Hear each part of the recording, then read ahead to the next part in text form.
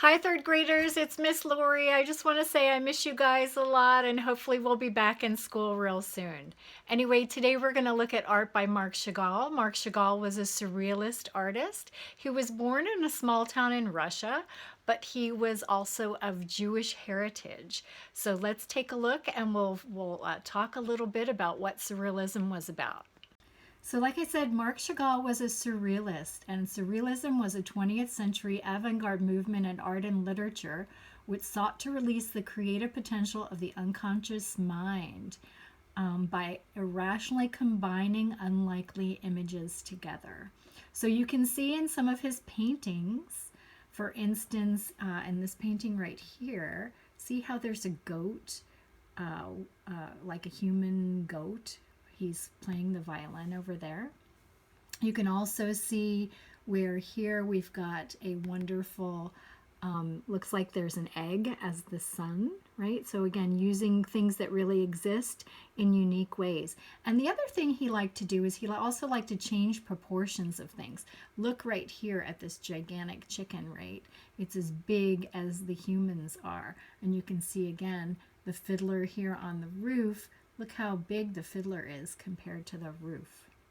So like a lot of artists of the day, eventually Chagall and his wife moved to Paris. So you can see a couple of paintings that were influenced by that. He's got the Eiffel Tower in both of them. He also, in his paintings, put a lot of literature. For instance, idiom. Look at the guy down here with two faces, right? There's an expression of somebody being two-faced. That means they'll say one thing to your face and something else behind your back. So he literally painted somebody that was two-faced. And again, in doing things that are a little strange, you can see a cat here with a human head. Changing the proportion again. Look how big that rooster is compared to the Eiffel Tower. And then he personified things as well. The Eiffel Tower having a face and an arm, right? The reason he did floating people, and again, he was born in a little tiny village in Russia, so you'll see a lot of his paintings will have little tiny villages. But he drew floating people because he was so in love with his wife that he wanted to show how light and fabulous he felt when he was in love. So anyway, that's why he did floating people. You can see I did a couple of examples myself in the center. Again, I did one with the floating person, a large rooster, tiny villages. The other one I kind of did some strange combinations. You can see this person here, the body is actually a cello. Then we've got a sun, an egg sun with also some toast for clouds, and various other interesting combinations. So I can't wait to see what you guys do with your Marc Chagall inspired artwork. You could either use one of his paintings or go ahead and create something unique to your own, just being inspired by his work. Okay, I can't wait to see what you do. Bye. So I'm going to start working on my Marc Chagall and my art inspired by Chagall. I think what I'm going to do is I like the floating people, so I'm going to do a floating person, and I'm going to do like a girl in a dress, just because I think it's kind of a little easier for me to draw at this point, especially having to hold on to the phone at the same time. I'm still learning how to do these wonderful videos for you guys, so just bear with me. So right now you can see I'm doing the arms, and I did the neck, and here's the body of the dress. And now I'm going to go ahead and do the neck of the person and the face. And then, of course, since the hair is going to be falling, I'll have it go in this direction. Oh, I'm drawing the person kind of right side up, but they're going to be upside down. So it's kind of, their hair is kind of going to go like that, right? And I'm just doing like a simple hand with just a slight indication of where the thumb would be. And here are the little feet. I'll do her face later. I think since Chagall also like to draw tiny villages. I'm going to add a little tiny village here. Just kind of do a little 3D with some of the houses. Maybe they're stacked kind of close together. One's a little bit behind the other. Right, maybe there's another little house over here. Just kind of keeping them simple in their structure. Can go ahead and put doors and windows in later and things of that nature. Okay, I'm going to put some ground down here.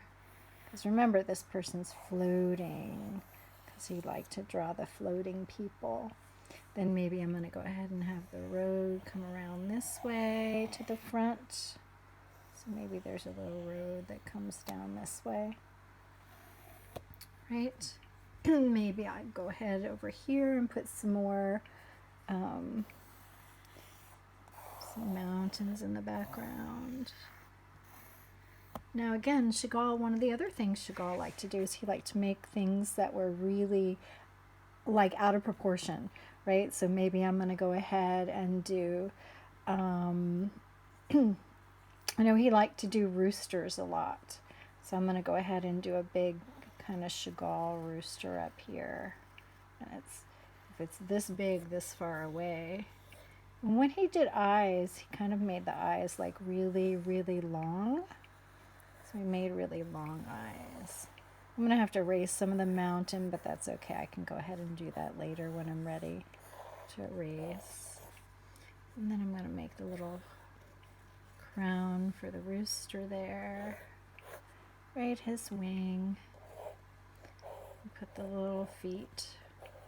Maybe he's kind of standing on a little piece of the mountain. Okay, I think I want to add maybe a cloud in the sky, or a couple of clouds in the sky. Do like a little fluffy, and then I think I'm going to add another little house, just to make it a little different, have the little house this time floating on the clouds. Right? There's one over there. Maybe I'll do another one over here.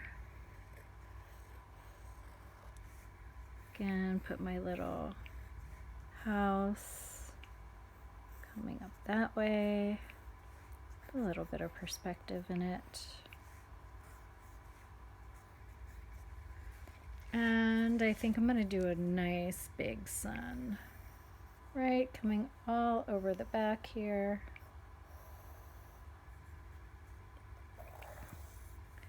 And then do something with the sun rays.